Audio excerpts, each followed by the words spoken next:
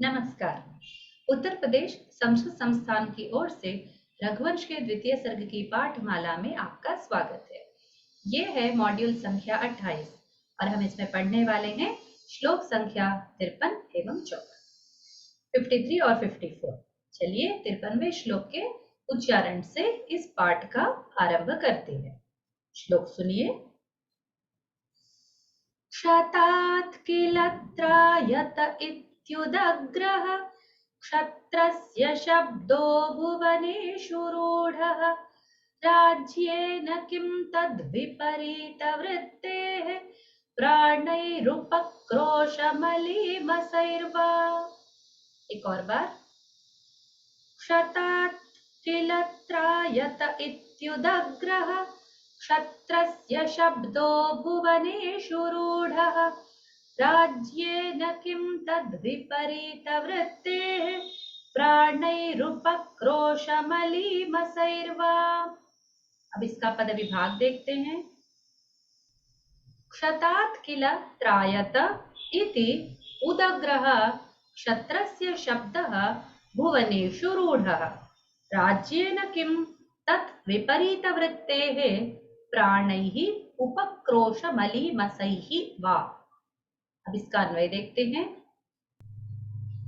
किल क्षतात् त्रायते इति उदग्रः क्षत्रस्य शब्दः भुवनेषु रूढः अस्ति तद्विपरीतवृत्तेः क्षत्रस्य मम वा राज्येन किम् अस्ति वा उपक्रोशमलीमसैः प्राणैः किमस्ति।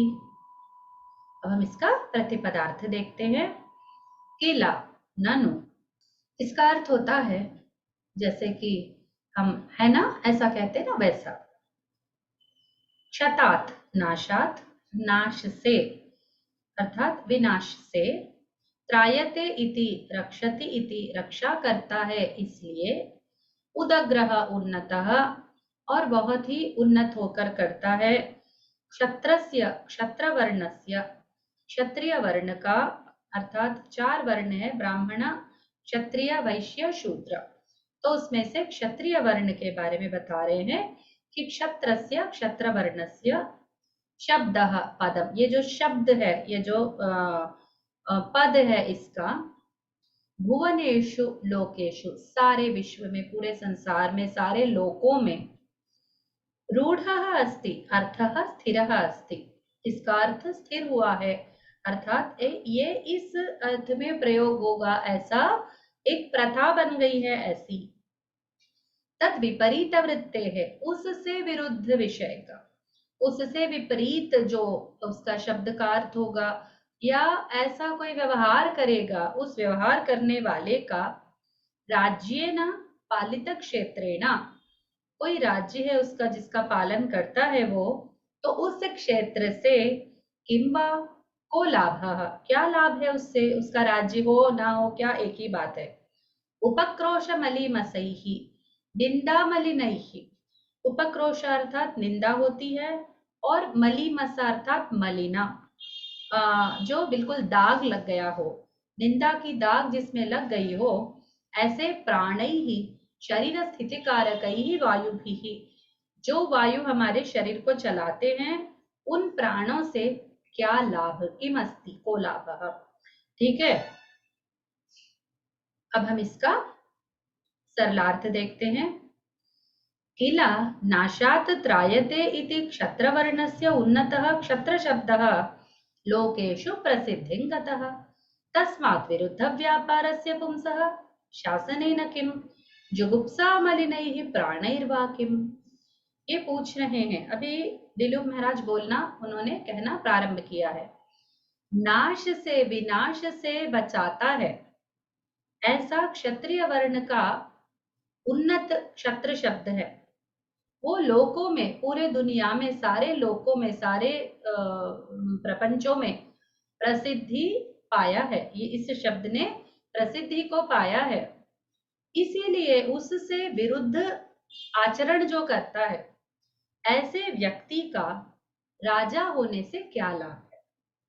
अर्थात जो त्राण नहीं करता है, त्राण कर्तव्य अर्थात रक्षण कर्तव्य जो नहीं निभाता है उसका जीवन से क्या लाभ, उसका राज्य से क्या लाभ, उसका राज्य होने ना होने से एक ही बात है, क्योंकि रक्षा करने वाला तो है नहीं वो। और यदि करता भी है, उसका राज्य रह भी जाता है, तो उसके जो प्राण है, उसके जो जीवन है, वो सारा निंदा से हो गया कि ये भाई रक्षा भी नहीं कर सकता है। तो वो ऐसा रक्षा नहीं कर सकता वाली निंदा शरीर पर लेकर, अपने मन पर लेकर, अपने जीवन पर लेकर वो जिए भी तो क्यों, क्या लाभ होगा? क्योंकि अपने वर्ण का जो धर्म है, वर्णाश्रम धर्म है, वर्णाश्रम धर्म जिसको कहा जाता है, तो वो उसका निर्वाह नहीं कर रहा है, पालक होकर भी रक्षण नहीं कर रहा है। अब इसका फलितार्थ देखते हैं। राजा नाम क्षत्रियः भवति, शब्दस्य व्युत्पत्तिः कथं? शतं नाम नाशः, तस्मात् जनं रक्षेत् इति राजा क्षत्रियः इति कथ्यते, तस्मादेव स उन्नतः। अयं शब्दः रक्षणकार्यादेव लोके प्रसिद्धः। यः कोऽपि क्षत्रियः तस्मात् विरुद्धमाचरेत्, शतस्य त्राणम् अकुर्वतः, तस्य राज्येन किं प्रयोजनं? तस्य प्राणैः किं? प्राणास्तु निंदावचोभिः मलिनीभूताः। अब ये राजा दिलीप कह रहे हैं सिंह से, जवाब में बोल रहे हैं पलट के, कि राजा का अर्थ क्या होता है, राजा किसको बोलते हैं? क्षत्रिय को बोलते हैं। और वो शब्द की व्युत्पत्ति कैसी हुई, वो शब्द बना कैसे है? क्षत, क्षतस्य त्राता, ठीक है, क्षतम त्रायते इति, ऐसा।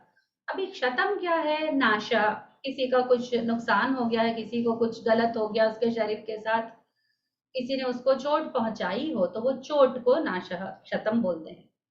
तस्मात जन्म रक्षेत, तो उस चोट से, उस प्रहार से उस व्यक्ति को बचाना ही राजा का कर्तव्य है, और इसी से वो क्षत्रिय माना जाता है, और इसी से वो उन्नत भी माना जाता है। इसीलिए वो अपने वर्ण में अपने धर्म का उसने निर्वाह किया, इसीलिए वो उन्नत हो गया। अयम शब्द रक्षण कार्यादेव लोके प्रसिद्ध, रक्षण कार्य बहुत उन्नत होता है, रक्षण हर कोई नहीं कर पाता, तो इसीलिए जो करता है उसका बहुत बड़ा स्थान दुनिया में होता है।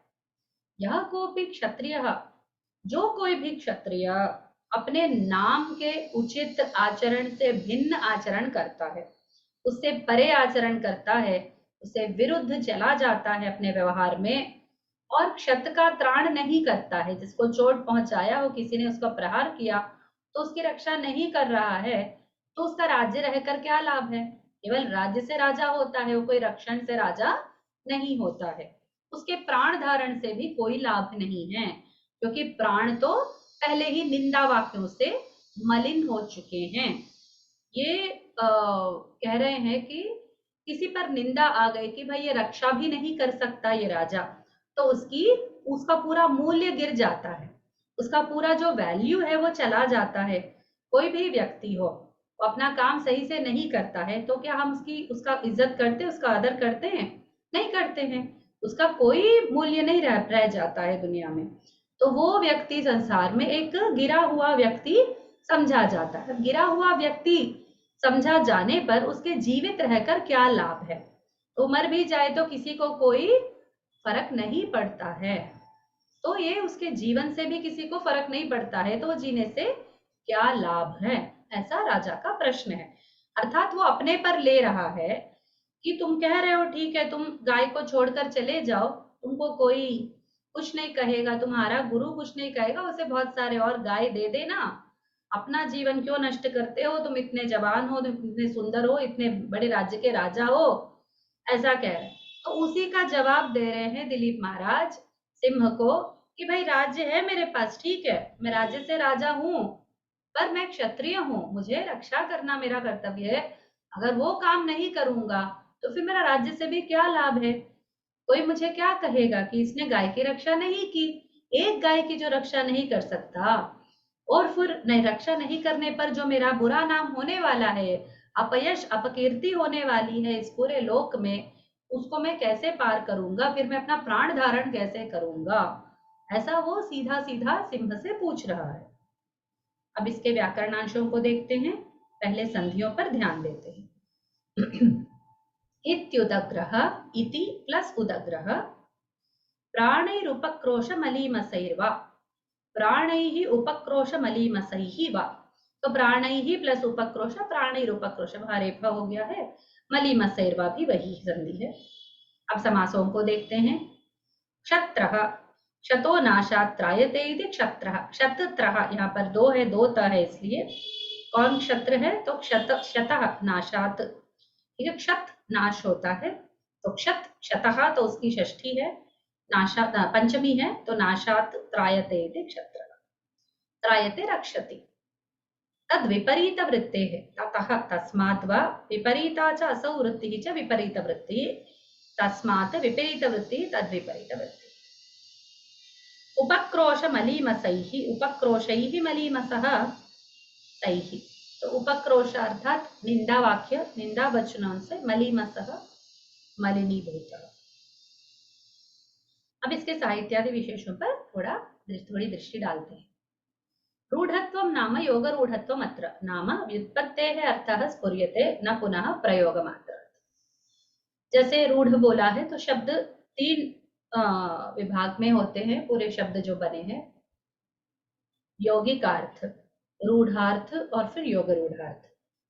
यौगिकार्थ मतलब वो जो शब्द बना हुआ है वो किसी धातु से बना है, किसी प्रत्यय से जुड़कर बना है, तो वो यौगिक अर्थ बोलते हैं, यौगिक शब्द बोलते हैं उसको। और फिर रूढ़ शब्द अर्थात उसका जो शब्द का बनावट है उससे कोई तात्पर्य नहीं है, बस वो प्रपंच में उस अर्थ में प्रयुक्त हो रहा है, तो बस स्थिर हो गया है उसी अर्थ में। और योग रूढ़ दोनों, उसका व्युत्पत्ति से भी वो अर्थ निकलता है और विश्व में भी एक अर्थ में, अर्थात उसके दो तीन अर्थ निकलते होंगे उसमें से। कई बार ऐसा होता है एक धातु के अनेक अर्थ होने पर, तो वो तीसरा वाला कैटेगरी का ये वाला शब्द आता है, ठीक है। तो ये बोला कि क्षत्रिय जो है वो रूढ़ शब्द है, वो रूढ़ हुआ है दुनिया में, तो वो शब्दों की जो शब्दों का जो विभाग है उसे बता रहा है, ठीक है। तो प्रयोग मात्रा, प्रयोग से नहीं, अर्थ से, व्युत्पत्ति से ही उसका अर्थ ऐसा स्फुरित होता है, केवल रूढ़ी से ही स्थिर नहीं हुआ है। एक्चुअली ये योग रूढ़ शब्द है।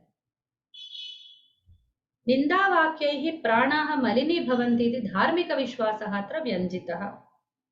जैसे हमको विश्व में, हम लोग इस दुनिया में हम जीने आए हैं, संसार में हम अपना लोक व्यवहार करते हैं, जीवन वृत्ति निर्वाह करते हैं, तो उसमें कुछ नियम रहते हैं। उन नियमों में एक है कि किसी का निंदा सहना, किसी की निंदा सहना हमारे लिए, हमारे अवनति का कारण होता है, प्रगति का कारण नहीं होता है, हम गिर जाते हैं।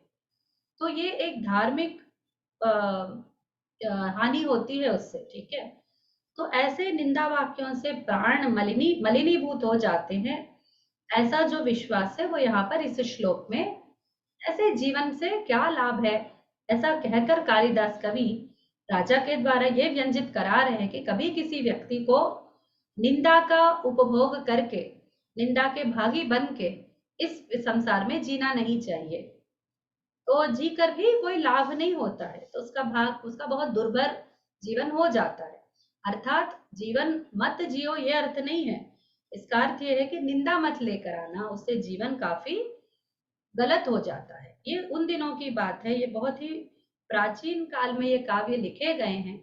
आजकल तो कोई गिनता ही नहीं है, और निंदित कार्य भी करते हैं, और बहुत सारे गिरे हुए लोग रहते हैं जो चोर उस ऐसे करते हैं, गलत काम करने वाले, दूसरों के धन लूटने वाले, दूसरों को हानि पहुंचाने वाले घूमते रहते हैं। ऐसे विश्व में हम लोग आज जी रहे हैं। तो इस वाक्य को समझना अत्यंत कठिन हो जाता है कि भाई कोई निंदा आ गई तो क्यों, जीने से क्या ये हो गया, कई सारे लोग तो जी रहे हैं। तो वो तो अपना जो व्यक्तित्व होता है उसमें जितना बल है उसके आधार पर व्यक्ति खड़ा होता है, जीवन में खरा उतरता है। उदग्रत्वं क्षत्रियस्य रक्षणकार्य निर्वहणात् न पुनः राज्यधारणात् इति राज्ञः वचसः तात्पर्य। जो उदग्रत्वम है, जो उन्नतत्वम है, जो उसका उन्नति अर्थात बहुत ही उन्नत स्थिति है, वो क्षत्रिय का राज्य से नहीं हो रहा है, रक्षण कार्य से हो रहा है। किसका कितना बड़ा राज्य है उससे राजा बड़ा नहीं बनता, वो कितना रक्षा कर सकता है, दूसरों की रक्षा कितना कर सकता है, वो उस पर उसका क्षत्रियत्व निर्भर करता है। इसी के साथ 53वां श्लोक समाप्त हुआ। अब हम 54वें श्लोक में चलते हैं और मैं श्लोक का पठन करती हूँ, आप सब सुनिए। कथं नु शक्यो नुनयो महर्षेर्विश्राणनाचान्य पयस्विनीनाम् इमामनूनां सुरभेरवेहि रुद्रौ जसा तु प्रहृतं त्वया स्याम्। एक और बार। कथं नु शक्यो नुनयो महर्षेर्विश्राणनाचान्यपयस्विनीनाम् इमामनूनां सुरभेरवेहि रुद्रौ जसा तु प्रहृतं त्वया स्याम्। इसका पद विभाग देखते हैं। कथं नु शक्यः अनुनयः महर्षेः श्राणनाच्च अन्यपयस्विनीनाम् इमाम् अनूनां सुरभेः अवेहि रुद्र ओजसा तु प्रहृतं त्वया अस्याम्। अब इसका अन्वय देखते हैं। नु अन्यपयस्विनीनां विश्राणनाच्च महर्षेः अनुनयः कथं शक्यः अस्ति।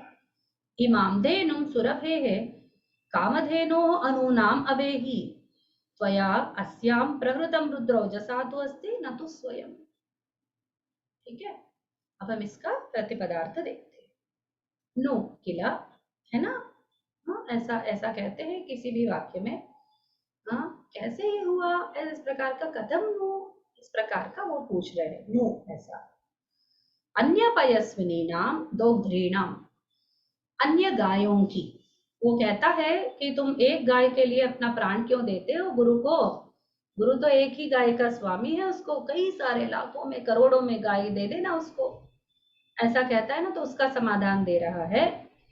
अन्य गायों की विश्राणनाथ दानाथ, दूसरे गायों को लाकर यदि मैं दान करता हूं उससे महर्षि है, उत्तम ऋषि है, जो उत्तम कोटि के मेरे गुरु है, उनके अनुनयः क्रोधापनयः, उनका गुस्से को शांति करना, शांत करना, उनको ठंडक पहुंचाना, उनके मन को गुस्से से निकालना, बाहर निकालना, उनको सांत्वना देना। कथम, केन प्रकारेण, किस विधान से। शक्यः पार्यते, कैसे हो सकता है ये। इमाम धेनु, इस गाय को, सुरभे है कामधेनो हो, कामधेनु का, अनूनाम अनल्पाम अन्यूनाम, अनल्पा अर्थात जो छोटा नहीं है, जो स्वल्प नहीं है, जो कम नहीं है, अर्थात अत्यधिक और बहुत बड़ा। अवे ही अवगच्छा, समझो, त्वया भवता, तुम्हारे द्वारा, अस्याम धेनौ गवि, इस गाय पर, प्रहृतम तु अपाहतम, तो तुमने इस पर जो वार किया, जो इस पर जो तुमने प्रहार किया, इस पर जो तुमने हाथ उठाया, अपना पंजा डाल के बस बैठे हो, ठीक है, कि मैं इसे खाऊंगा, ये जो हो सका है वो रुद्रौजसा, ईश्वर सामर्थ्य ना, ईश्वर के सामर्थ्य से, ईश्वर की कृपा से, अनुग्रह से, उनके बल से हुआ है। ठीक है, तो इसका प्रतिपदार्थ समाप्त कर दिया हमने। अब इसके सरलार्थ में चलते हैं। अन्य घटोधनीनां दानात् महर्षेः क्रोधापनयः कथं नु शक्यः हि इमां नन्दिनीं कामधेनोः तुल्यां जानीहि महेश्वर सामर्थ्येन त्वया अस्यां नन्दिन्याम् आक्रमणं कृतम्। इसका ये बोल रहे हैं कि राजा का ही चल रहा है सिंह से संवाद। उसमें राजा का कहना है कि दूसरे गायों के दान से महर्षि का क्रोध शमन, क्रोध की शांति कैसे हो। महर्षि क्यों शांत होंगे, कैसे हो जाएंगे कि तुमने दूसरे गायों को लाके मुझे दे दिया, वाह बहुत बढ़िया किया, एक गाय को तो तुमने खो दिया, बाकी इतने हजारों में मुझे तुमने गाय दान किया, इससे उनको कोई आनंद नहीं आएगा, उनका क्रोध कम नहीं होगा। क्यों, क्योंकि ये नंदिनी जो है, इसको कौन समझते हो, ये है कौन, कामधेनु की तुल्य है। कामधेनु अर्थात जो वरदायिनी है, जो मन मांगा वर दे देती है। ठीक है, ऐसी गाय जो स्वर्ग में रहने योग्य है, तो वो कामधेनु की तुल्य है, ये सुरभि का संतान है। ठीक है, उसी के तुल्य है सामर्थ्य में, इसका भी सामर्थ्य है कि ये मनोकामना पूर्ण कर सकती है। तो इस पर तुमने इस कामधेनु पर इसे समझो कि ये कामधेनु ये, और तुमने आज जो प्रहार किया है इस पर, जो आक्रमण करके मैं खाऊंगा करके बैठे हो, वो महेश्वर के सामर्थ्य से हुआ है, तुम्हारे बल से नहीं हुआ है। तुम्हारे बल से कुछ होने ही वाला नहीं था। इस पर तुमने हाथ डाला तो वो तुम्हारे जो, तुम जिसके सेवक हो उन स्वामी के कारण हुआ है, तुम्हारे बलबूते पर ये नहीं हुआ है। ये आक्रमण जो तुम कर रहे हो वो ईश्वर के बल से हुआ है, तुम्हारी शक्ति मत समझो इसको। ऐसा राजा ने कहा सिंह से। अब इसका फलितार्थ देखते हैं। दिलीपः सिंहं भक्ति, सिंह से बोल रहा है दिलीप महाराज, कथम तस्य महामुनेः अन्यासां गवां दानेन क्रोधापनयः जायेत। क्रोध का अपनय महर्षि का अन्य गायों के दान से कैसे संभव हो सकता है। ठीक है, कोटिश क्या है, कोटि के कोटि भी दूंगा तो उनको आनंद नहीं आएगा। क्यों, ऐशा गौ, ये जो गाय है, सुरभे है अपत्यमिति, ये सुरभि की संतान है। सुरभि कौन, कामधेनु जो स्वर्ग में रहती है उसकी संतान है। असाधारणा, और ये एकदम साधारण गाय नहीं है, ये कोई मामूली ऐसी वैसी गाय नहीं है। ठीक है, ये असाधारण गाय है। तस्याम तव प्रहारहा, उस पर जो तुमने प्रहार किया वो शिवस्य महात्म्येन कृतः, शिव जी के महात्म्य से किया है, तुमने कर पाए हो तुम। न तो तव प्रभावेण, तुम्हारे जो अल्प प्रभाव है, तुम शिव के किंकर हो, उस कारण शिव के प्रभाव से हुआ है। तुमने इस पर हाथ कैसे डाला, तुम्हारी शक्ति से नहीं डाला तुमने। ठीक है, अपनी शक्ति नहीं है, वो ईश्वर की शक्ति है।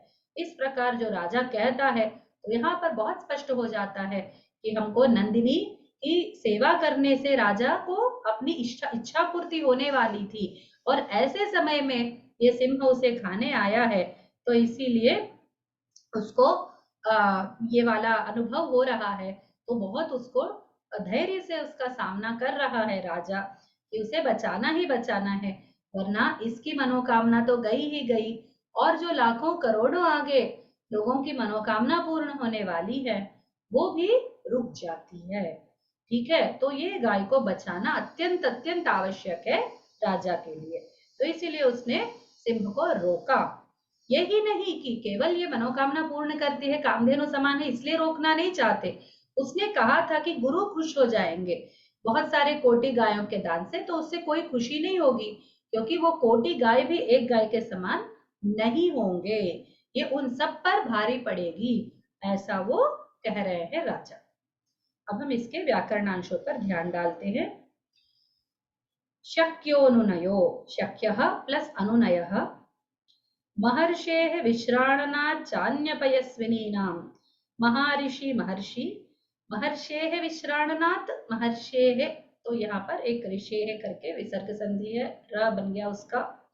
विश्राणनात् च है ना, नात च, ये पहले ता का च बन गया। चान्य, च प्लस अन्य, पयस्विनीनां। सुरभेरवेहि, सुरभेः अव इहि। ठीक है,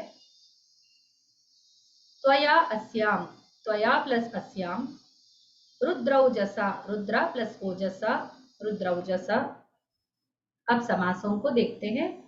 अन्य पयस्विनी नाम, अन्याः च अमुः पयस्विन्यः च तासां, तो अन्य पयस्विनी, अन्य पयस्विनी नाम, अन्याः च अमुः पयस्विन्यः, दूसरे पयस्विनी, दूसरी गायें, ऐसे उनका।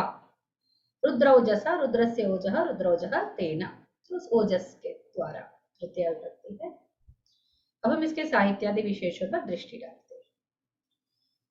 सिंहस्य बलं न सिंहस्य अपितु शिवस्य इति राज्ञः निष्कर्षः, तद्वचनं च तस्य अभीतमनस्त्वं ज्ञापयति। राजा बहुत हिम्मत वाला है, सिंह ने उसे रोका, और सिंह शिव का किंकर है, तो ऐसा लगता है कि राजा दब गया था और राजा कुछ बोल नहीं पाएगा, हमें ऐसा लगता था। लेकिन देखिए कैसा वो जवाब दे रहा है, वो कह रहा है तुमने इस पर हाथ डाला तो तुम्हारा प्रभाव नहीं है, ऐसा कहना सिंह को दबाना हुआ। ठीक है, वो ईश्वर का प्रभाव है, ऐसा भगवान के ऊपर उसका दायित्व डालना, उसका श्रेय भगवान को देना और सिंह को नीचा दिखाना, ये राजा का जो बुद्धि धीमत्ता है और एकदम उसका धैर्य है उसे दिखाता है। अन्य गवाम कोटिशः दानेनापि ताः सुरभेः अपत्यस्य नंदिन्याः समत्वं नेष्यन्तीति गुरुः जानातीति अभीत्या वक्ति। और गुरु को ज्ञात है क्यों उसी गाय के लिए वो तड़पेंगे और इस गाय की रक्षा क्यों करनी है, क्योंकि वो सुरभि के समान है, उसकी अपत्यम है, उसके संतान है, नंदिनी है ये। ठीक है, तो कोटिश दान से कुछ नहीं होगा, ऐसा कहना भी सिंह की बात को काटना ही हुआ, उसको सच्चाई का बताना भी हुआ कि तुम जिसको खा रहे हो वो सामान्य गाय नहीं है। ठीक है, इसी के साथ ये श्लोक भी समाप्त हो गया और हमारा ये मॉड्यूल समाप्त हो जाता है। अगले मॉड्यूल में पुनः मिलेंगे। शुभम भूयात्। नमो नमः।